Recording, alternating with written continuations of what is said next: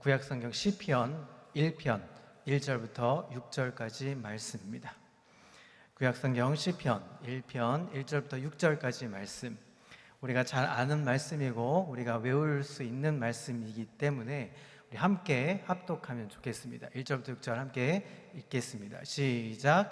복 있는 사람은 악인들의 꾀를 따르지 아니하며 죄인들의 길에 서지 아니하며 오만한 자들의 자리에 앉지 아니하고 오직 여호와의 율법을 즐거워하여 그의 율법을 주야로 묵상하는도다.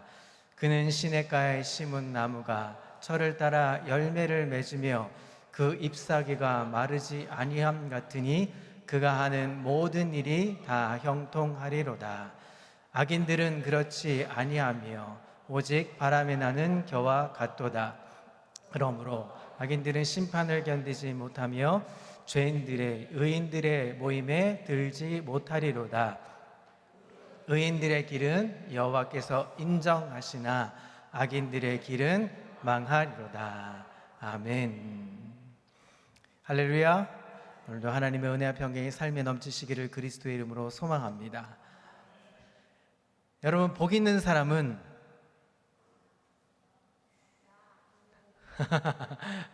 네, 지난 저희가 7월부터 저희 사랑부에서 암송 7월과 8월 두 달간 암송을 준비하고 마지막 8월 마지막 주에 자체 암송대회를 엽니다. 근데 첫 번째 외울 말씀이 바로 오늘 시편 1편 1절부터 6절 말씀입니다. 이 말씀 하면서 외우면서 제가 이렇게 얘기를 했습니다. 복 있는 사람은 누구? 라고 하면 본인을 얘기하는 거예요. 나 아무개, 자기의 이름을 불러가면서 복 있는 사람은 나 누구입니다 하는 것을 우리가 고백하는 거죠. 한번 해볼까요? 제가 복 있는 사람은 누구 하면 여러분들의 이름을 외치는 겁니다. 자, 해보겠습니다. 복 있는 사람은 누구? 저요. 하시는 분들도 계시고요. 오늘 이 말씀을 통해서 진짜 복 있는 사람이 어떤 사람인지, 복 있는 사람은 과연 내 이름을 부른 것처럼 나는 복이 있는 사람인지 함께 말씀을 살펴보면서 은혜를 나누고자 합니다.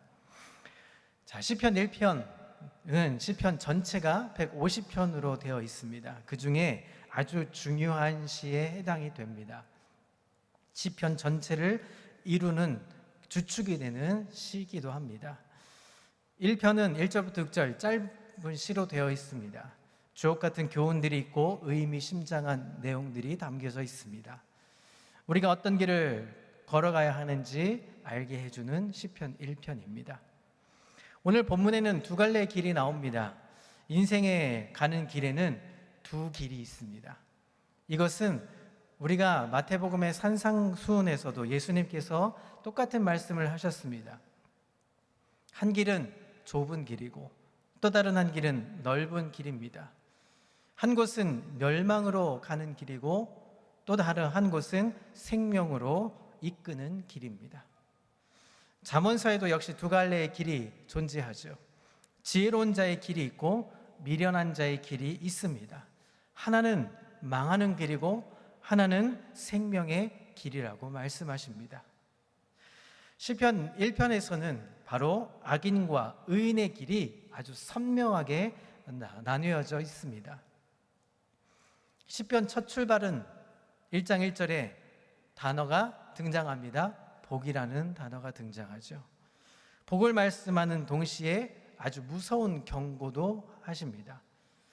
그래서 1절 복이라는 단어로 시작하지만 마지막 6절에는 악인은 망한다 라고 기록하면서 망하는 것에 대해서도 기록을 해주고 있습니다. 여러분, 모든 사람은 복을 받기를 원합니다. 그래서 복 있는 사람 누구 하면 내 이름을 외치죠. 여러분, 1월 1일 새해가 시작되거나 아니면 정월 대보름이 되면 달에게 또 떠오르는 태양 앞에서 복을 빌죠. 손을 빌면서 두 손을 합장하면서 뭐라고 합니까? 비나이다, 비나이다. 여기에 복은 바로 행복을 이야기할 겁니다. 그런데 행복은 좀 뭔가 추상적입니다. 그래서 사람들마다 행복에 대한 정의가 다 다양하고 다릅니다. 무엇이 행복한 것일까요? 행복에 대한 정확하게 정의하지 못한다면 내가 구하는 것도 크게 의미가 없게 될 수도 있습니다. 돈이 많으면 여러분 행복할까요? 돈 많은 사람들에게 한번 찾아가서 물어보십시오. 그러면 금방 답을 해줄 겁니다. 돈이 아무리 많아도 행복할 것 같지만 또 다른 힘든 어려운 이야기를 하게 되죠. 건강하면 또 장수하면 복입니까? 그것을 복이라고 말하기가 참 쉽지는 않습니다. 어떤 환경이 또 어떤 조건이 어떤 소요가 행복을 가져오게 할까요? 내가 도달하려고 했던 것을 성취하는 순간에 행복이 정말 오는 것인가에 대해서는 우리가 한 번쯤 질문을 던져보아야 합니다. 여러분 시편 1편에서 복 있는 사람은 어떤 사람인가 얘기하면서 가장 먼저 거절해야 할 사람, 함께하지 말아야 할 사람을 이야기합니다. 첫 번째, 복 있는 사람은 어떻게 한다고요? 악인이 등장합니다. 악인들의 꾀를 따르지 아니하며 라고 말하죠. 여기에 꾀라는 단어가 등장합니다. 꾀는 어떤 의미냐? 도모하다, 의도하다라는 의미를 담고 있습니다. 악인이란 하나님의 존재를 부정하고 자기 생각대로 살아가는 사람을 말합니다. 당연히 그 꾀는 어떤 것입니까? 하늘로부터 주어진 것이 아니라 자기 안에서 나오는 것입니다.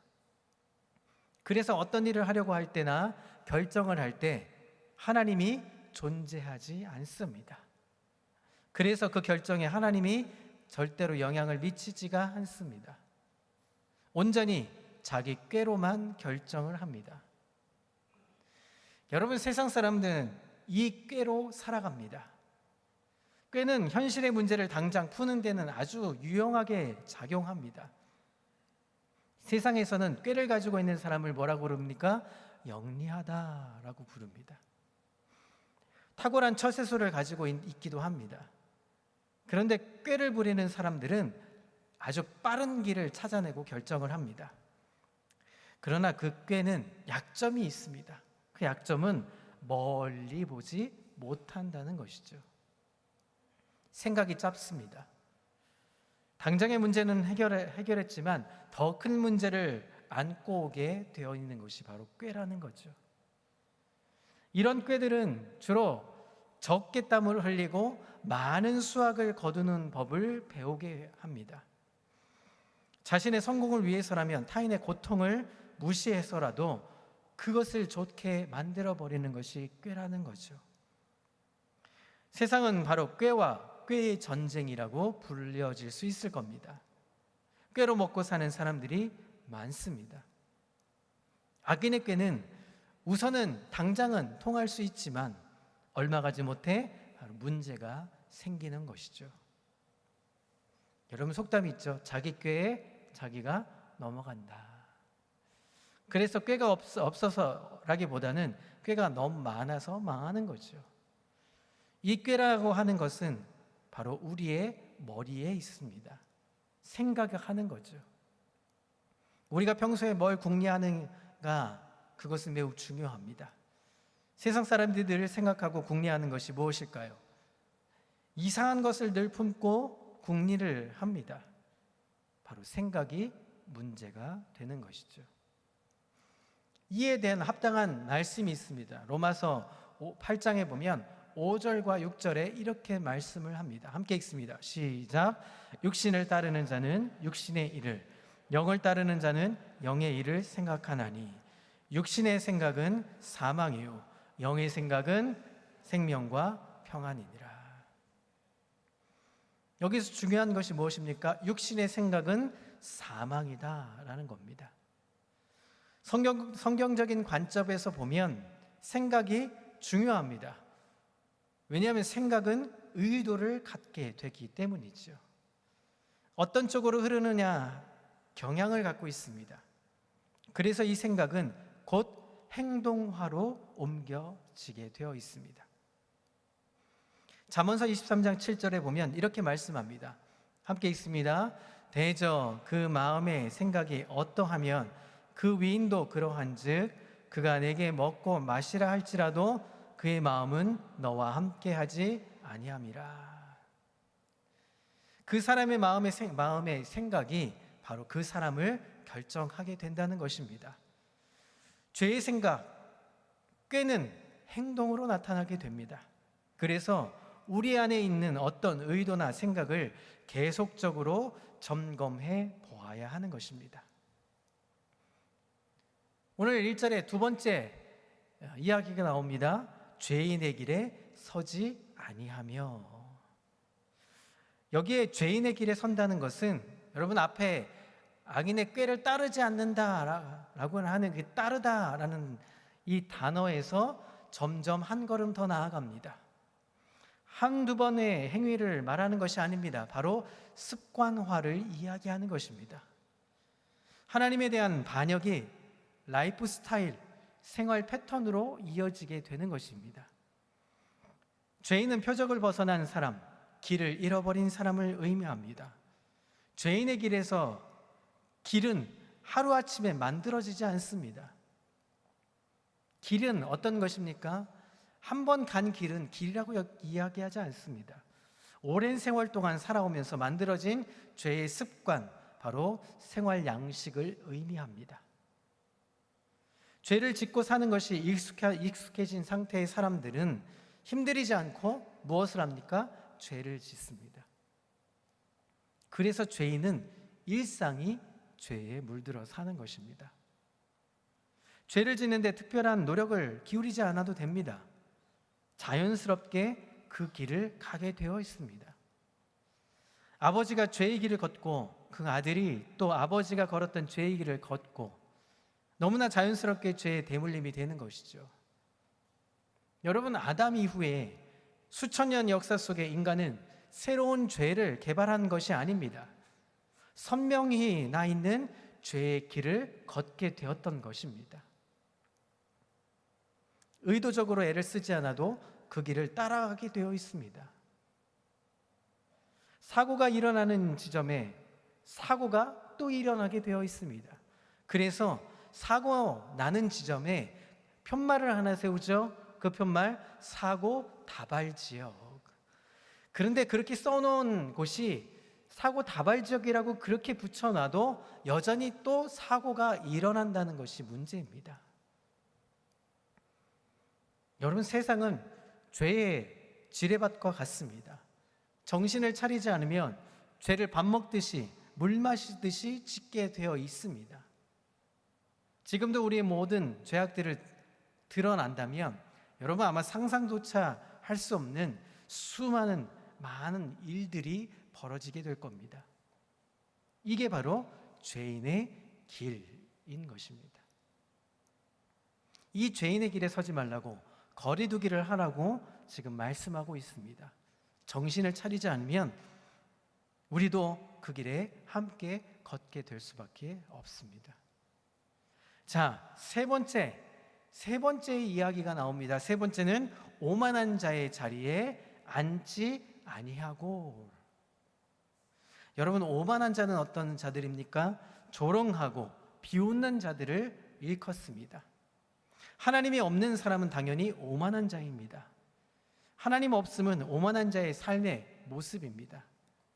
오만한 자는 어떻습니까? 비웃고 조롱하게 되어 있습니다. 항상 남을 판단하고 비판합니다.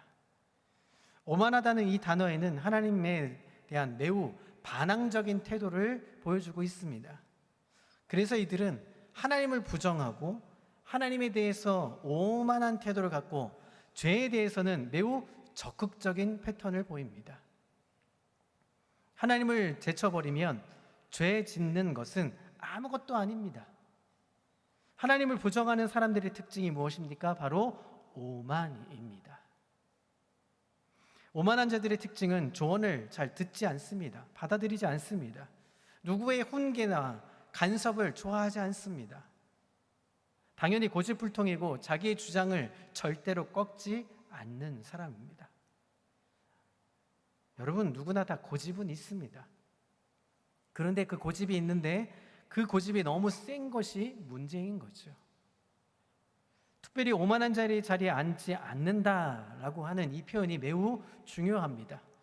여러분, 앉는다 이 말은 방석을 깔고 앉아서 함께 회의하다라는 뜻을 갖고 있습니다. 바로 죄를 짓는 것을 모의하고 작당한다는 말이죠. 죄를 짓는 정도, 습관화의 정도가 아니라 나만 죄를 지을 뿐만 아니라 어땠습니까? 함께 자리를 앉아서 회의를 하고 작당하고 모의하는 것이죠. 그러면 다른 사람들도 죄 짓도록 영향을 준다 하는 것입니다.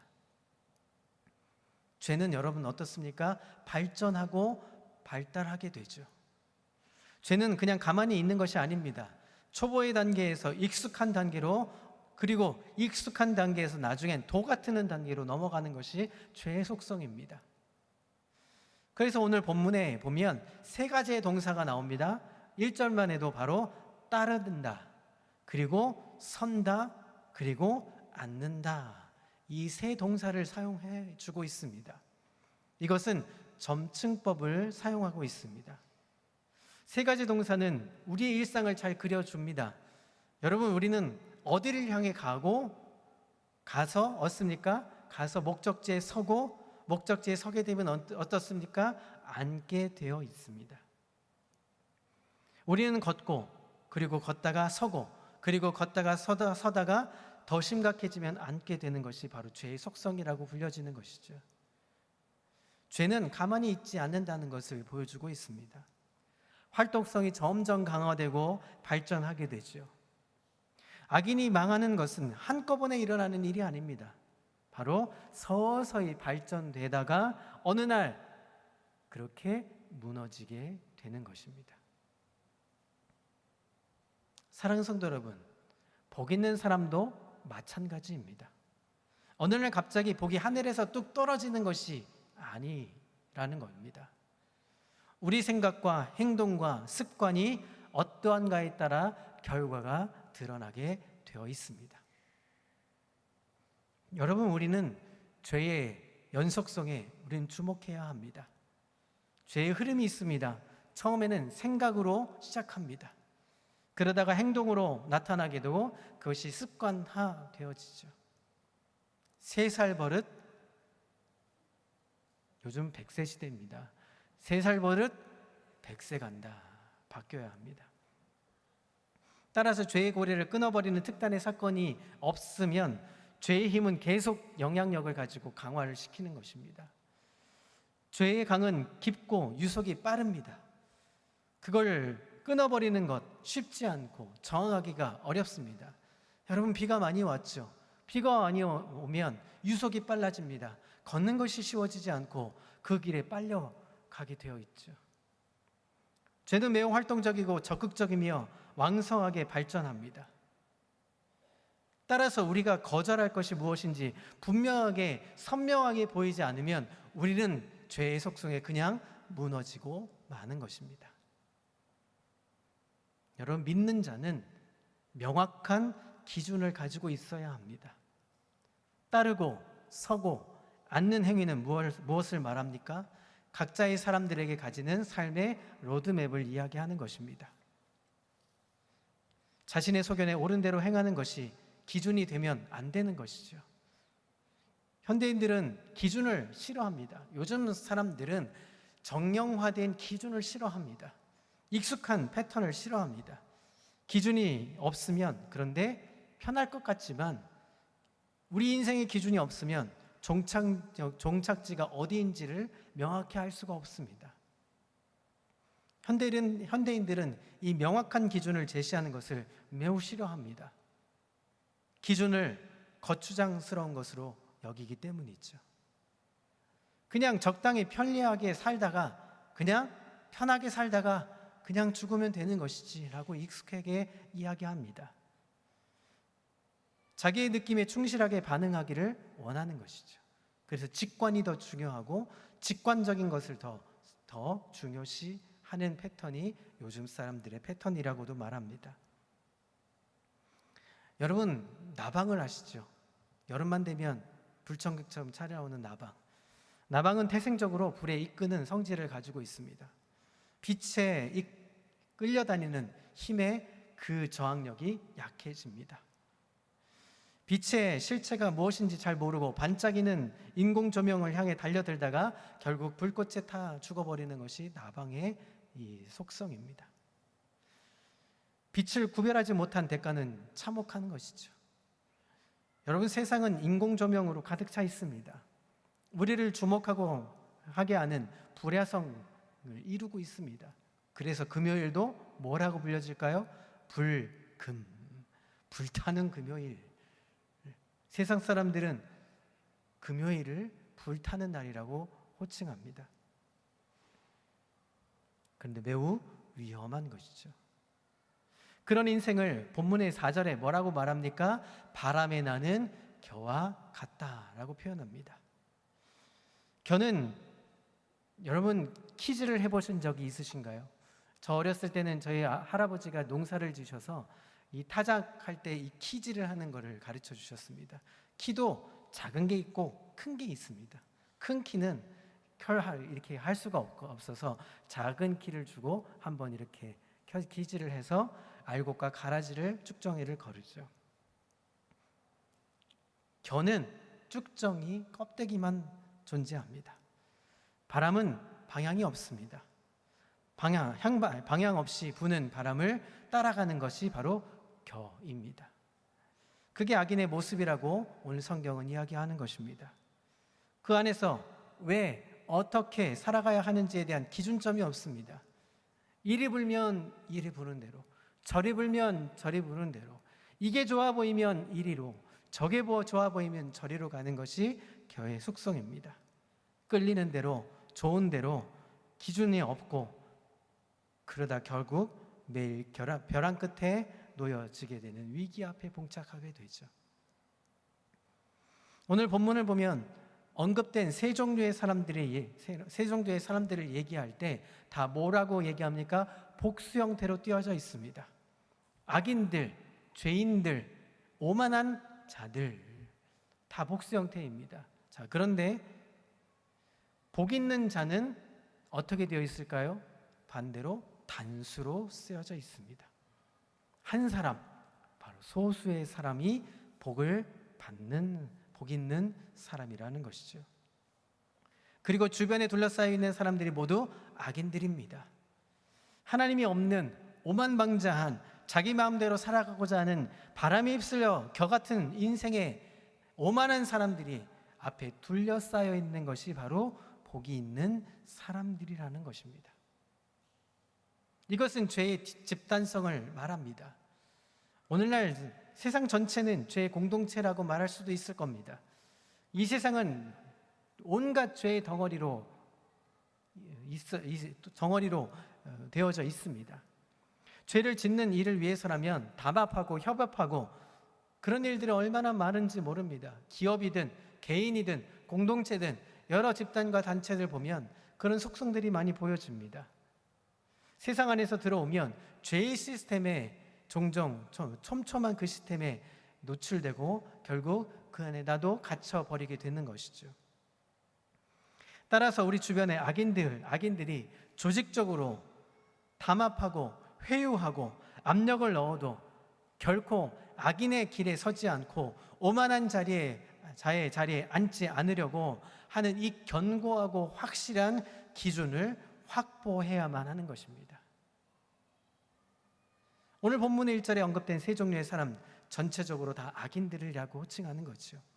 1절부터 3절은 복이 있는 사람, 의인에 대한 이야기지만 4절부터 6절까지는 악인이 누구인가에 대한 설명을 해주고 있습니다.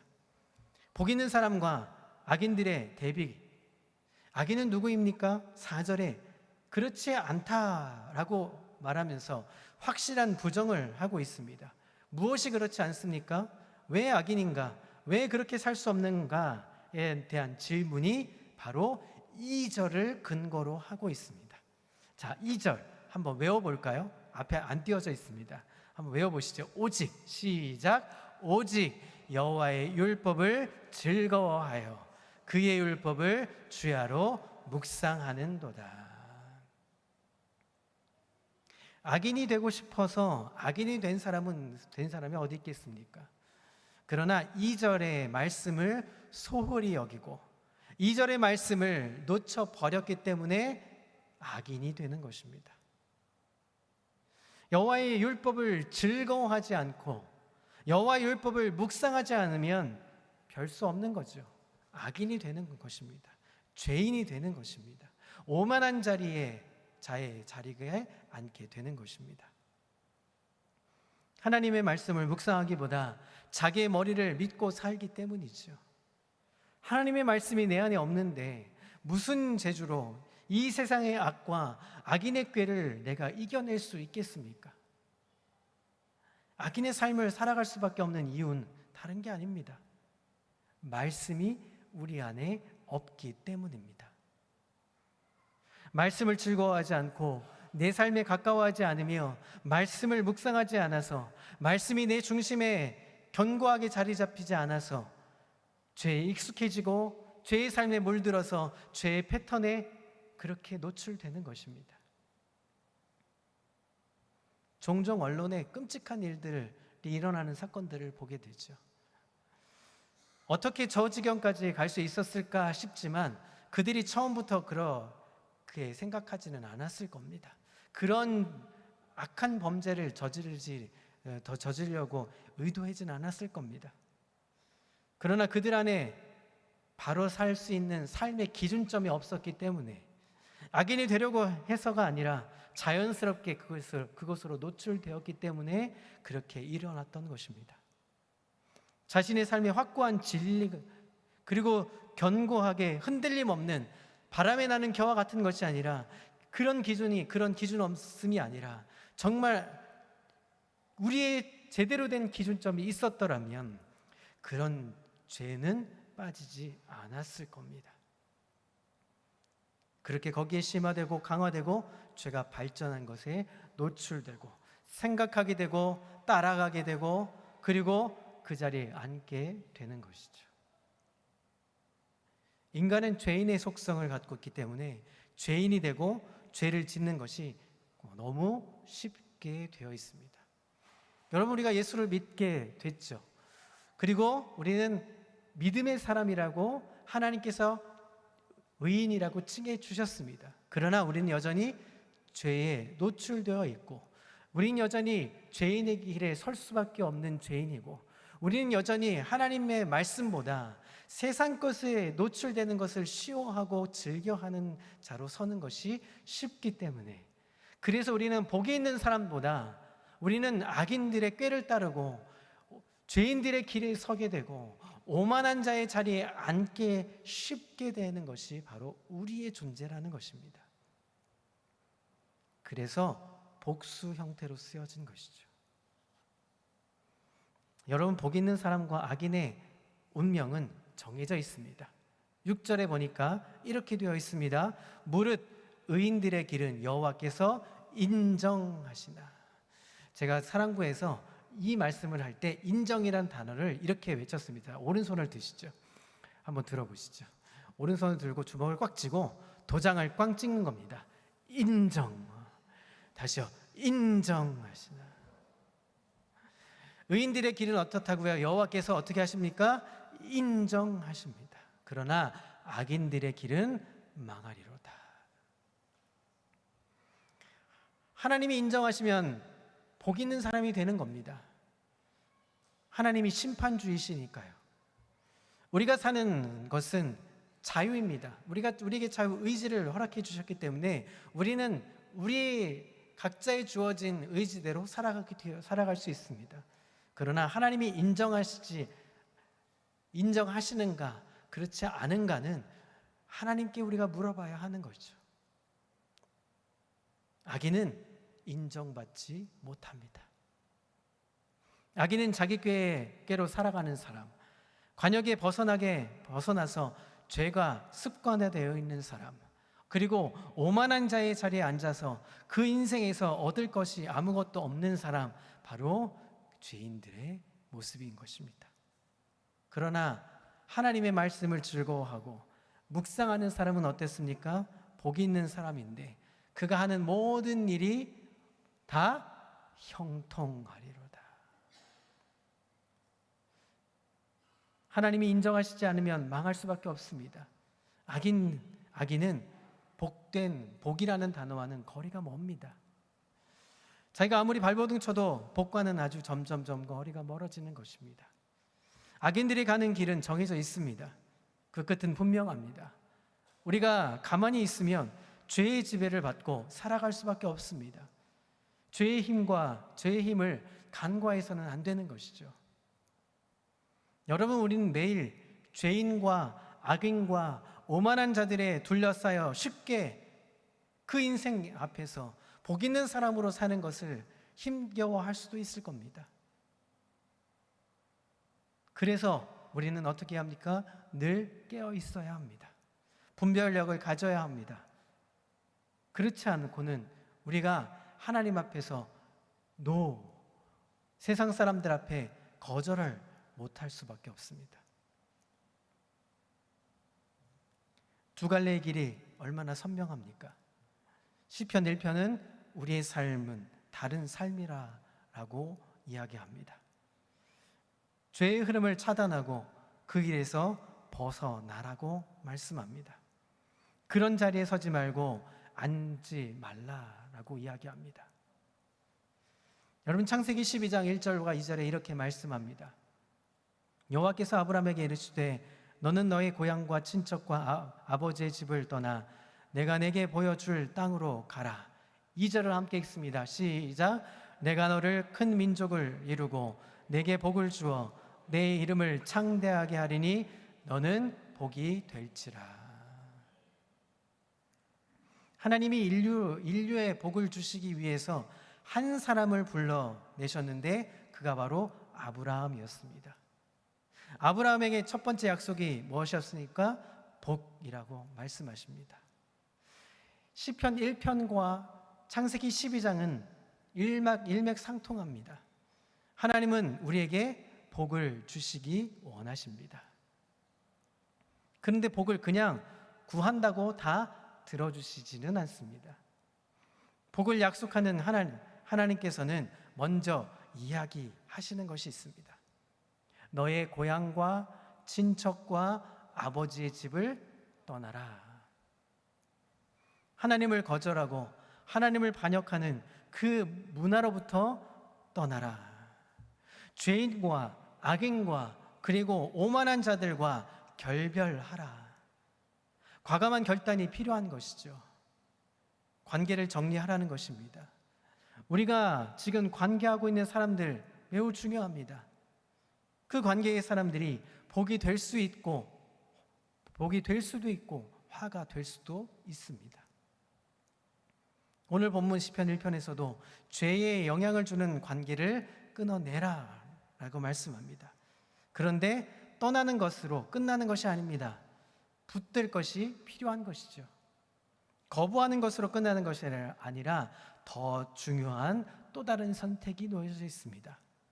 자, 창세기 12장 4절입니다. 4절을 함께 읽어보겠습니다. 시작.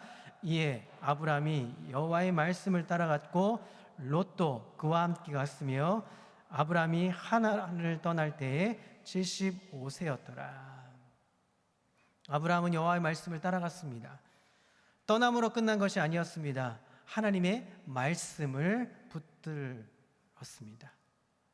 그런데 아브라함은 하나님의 말씀을 따라갔고, 여러분 롯은 어떻습니까? 하나님의 말씀을 따라간 것이 아니라 그와 함께 아브라함과 함께 아브라함이었던 삼촌을 따라갔던 것입니다. 롯의 기준은 어떻습니까? 삼촌이었습니다. 사람을 따라간 것이죠. 아브라함은 하나님의 말씀을 따라갔지만 롯은 어떻게 합니까? 하나님을 따르지 않고 사람을 따라갔습니다. 결국 어떻게 됩니까?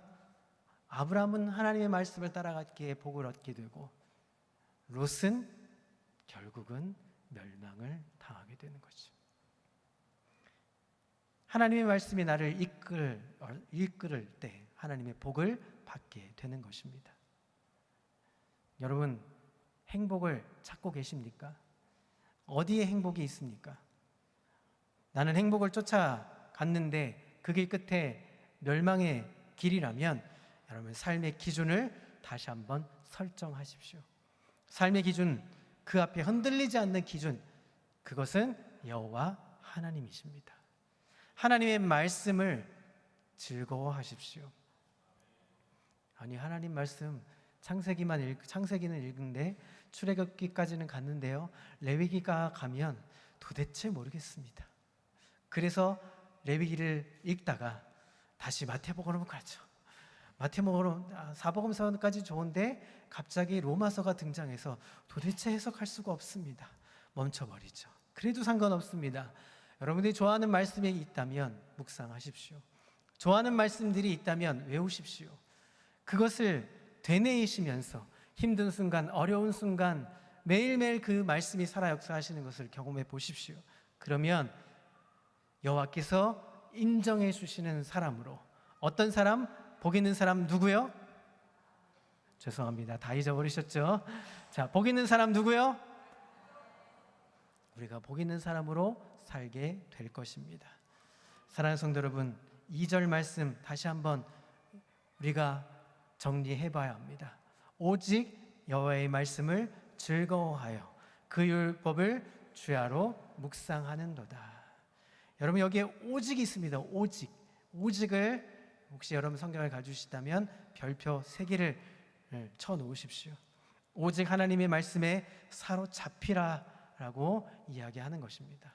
사랑하는 성도 여러분, 우리 삶에 있어서 복 있는 사람, 어떤 사람입니까? 하나님 말씀을 오직 하나님의 말씀만 기준으로 삼고 그 기준 앞에 감사하며 기뻐하며 행복을 누리며 참 복이 어디에서 오는지를 경험하는 놀라운 하나님의 사람, 우리 평강교회 복 있는 사람 모두가 되실 수 있기를 그리스도의 이름으로 소망합니다. 기도하겠습니다. 하나님 아버지, 복 있는 사람은 여호와의 율법을 즐거워하고 여호와의 율법을 주야로 묵상하는 사람, 그래서 하나님이 인정하셔서 복 있는 사람으로 인정받게 되고 결국 형통한 길로 인도하게 되리라는 이 말씀, 시편 1편의 말씀을 우리가 곱씹으며 인생 앞에 우리가 어떻게 살아가야 복을 받을 수 있고 복 있는 사람인지를 그렇게 경험할 수 있는 행복한 우리 평강교회 모든 성도가 되게 주여 인도하여 주옵소서. 함께 하실 줄 믿고 감사드리며 예수 그리스도의 이름으로 기도합니다. 아멘.